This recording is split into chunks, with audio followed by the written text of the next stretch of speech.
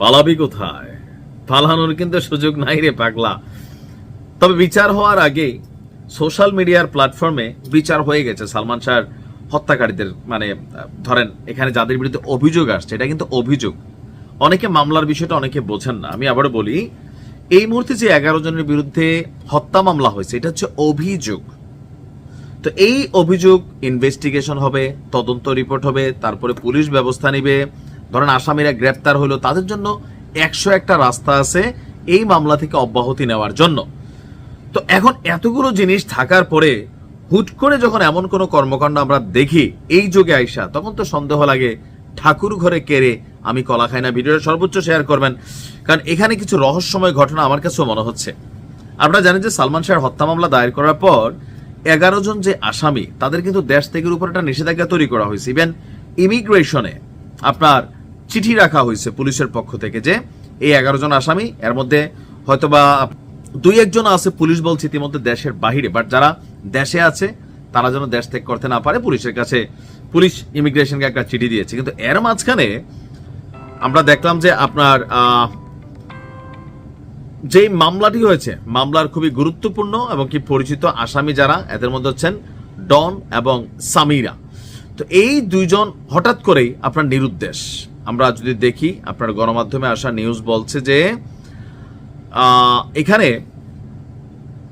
তার স্ত্রী যে সামিরা হক এবং আমাদের বাংলাদেশের খলনায়ক অভিনেতা ডন, এই দুইজন, তাদেরকে নাকি আপনার খুঁজে পাওয়া যাচ্ছে না।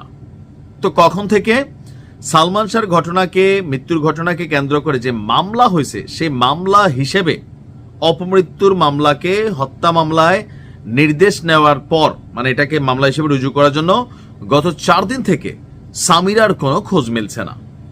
সামিরা এই মুহূর্তে বাংলাদেশে আছেন। অনেকে আমাকে মেসেজ দিয়েছেন আগের ভিডিও দেখার পরে যে সামিরা যে ফোন নম্বর ব্যবহার করত তা বন্ধ পাওয়া যাচ্ছে। তার সাথে সরাসরি কিংবা হোয়াটসঅ্যাপ কোনোভাবেই কথা বলা সম্ভব হচ্ছে না। অপরদিকে শুধু সামিরা না, অভিযুক্ত আরেকজন ডন হককেও টানা কয়েকদিন ফোন কল এবং খুদে বার্তা দেওয়ার পরও তিনি কোনো সাড়া দেননি। এখন যেহেতু তারা সাড়া দিচ্ছে না আর কোন রকম যোগাযোগও করছে না গণমাধ্যমের বরাত দিয়া, বা এখন পুলিশ কি তাদেরকে খোঁজ করছে কিনা, আমরা যতদূর জানি পুলিশের ইনভেস্টিগেশন চলছে এবং কি আসামি যারা আছেন তাদেরকে নজরদারি করতেছে প্রযুক্তিকে ব্যবহার করা, মোবাইল ট্রেকিং এর মাধ্যমে। আমার ধারণা পুলিশের এই বক্তব্য সামনে আসার পরে না আসলেও আমরা বুঝতে পারি যে আজকের দিনে আপনি কোথায় আছেন এটা জানা জরুরি, মানে জানতে শুধুমাত্র আপনার ফোনটা থাকা জরুরি আপনার সাথে। আপনি মোবাইলে সিম থাকুক আর না থাকুক, আপনার ট্রেস করা খুবই ইজি, প্রযুক্তি ওই লেভেলে চলে গেছে। সো যখন এই বিষয়টা সামনে আসছে যে দেশ ত্যাগ করা যাবে না, তার উপর হচ্ছে যে নজরদারি করা হচ্ছে মোবাইল ফোনের মাধ্যমে, তো স্বাভাবিক মোবাইল ফোনটা বন্ধ করে দিচ্ছে, অথবা পরিচিত যে নাম্বারটা ছিল সেটাই বন্ধ করে দিচ্ছে। হোয়াটসঅ্যাপ, ফেসবুক, সেগুলোতে তারা অ্যাক্টিভ থাকতেছে না। এখন বাংলাদেশ থেকে ভাইগা কি ভারতে চলে গেল? সম্ভব। কেন সম্ভব? গতকালকে আমাদের আওয়ামী লীগের সময় থাকা সাবেক যিনি স্পিকার আছেন ডক্টর শারমিন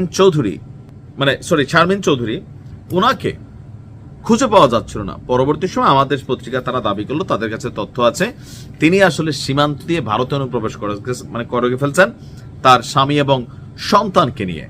তো এখন এই মুহূর্তে সালমান শাহর ইস্যুটা যে পরিমাণ ক্রেজিনেস তৈরি করবে, স্বাভাবিক যারা এখানে আসামি হয়েছে আইনের মাধ্যমে তারা বাঁচতে পারবে, কিন্তু মবের শিকার হইতে পারে, এটা আমারও মনে হয়।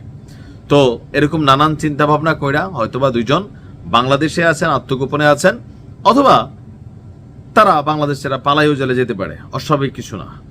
তবে আমার ধারণা বাংলাদেশে আছে, হয়তো আউট অফ নেটওয়ার্কে আছে, ভাগার সুযোগ নাই। আর ভাগলে আপনারা মানুষের কাছে নেগেটিভ হবেন।